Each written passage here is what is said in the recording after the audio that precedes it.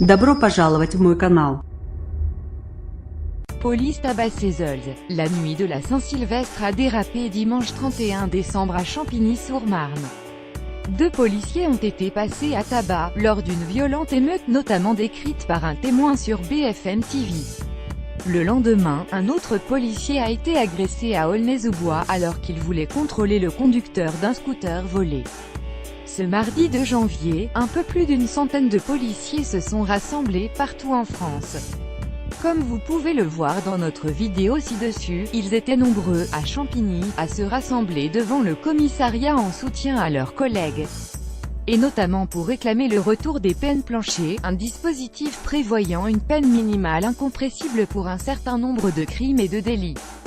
Elle avait été abrogée en 2014. Des rassemblements aussi en province à Lille, devant le commissariat central, une cinquantaine de policiers se sont rassemblés dans l'après-midi.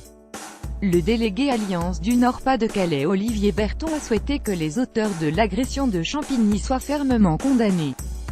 Sinon, quand les agresseurs retournent dans leur quartier, ils passent pour des cadors, a-t-il affirmé à l'AFP. À Saint-Étienne, une quarantaine de policiers se sont mobilisés, selon le responsable régional d'Alliance, tandis qu'à Grenoble, ils étaient 53, selon une source policière. Une vingtaine de policiers se sont également rassemblés à Toulouse, selon le syndicat SGP Unité FO, comme à Carcassonne, selon un journaliste de l'AFP.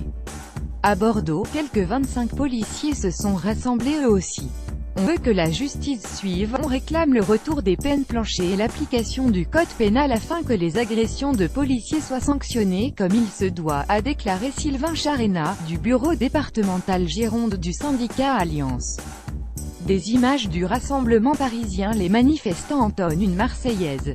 Puis des sifflets et des touches pas à ma police fusant Champigny pic.twitter.com 3 Feuerbeim, Amandine Sanchez @Amandine Sanchez 2 janvier 2018. Lire aussi à Champigny, les images de la soirée qui dégénère avant l'agression des policiers. 2 policiers passés à tabac dans le Val-de-Marne, nombreuses réactions politiques après Champigny-sur-Marne. Quelle réponse pour Macron et Collomb? Pour suivre les dernières actualités en direct sur le HuffPost, cliquez ici tous les matins. Recevez gratuitement la newsletter du HuffPost. Retrouvez-nous sur notre page Facebook. À voir également sur le HuffPost. Envoyez une correction.